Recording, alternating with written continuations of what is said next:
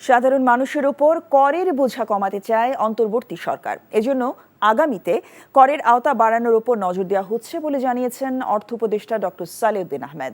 সকালে জেলা প্রশাসক সম্মেলনে তিনি মাঠ পর্যায়ে কর্মসংস্থান ও মানুষের আয় বৃদ্ধির উদ্যোগ নেয়ারও তাগিদ দেন। এনবিআর বলছে এখন কিন্তু ওখানে স্পেশাল ড্রাইভ দেওয়া হচ্ছে, ওরা আমরা দেখেছি আর্ন করে, কিন্তু ওরা তো ডিসির তো ওই টার্মস অফ রেফারেন্স না, ওখানে ট্যাক্স হয়।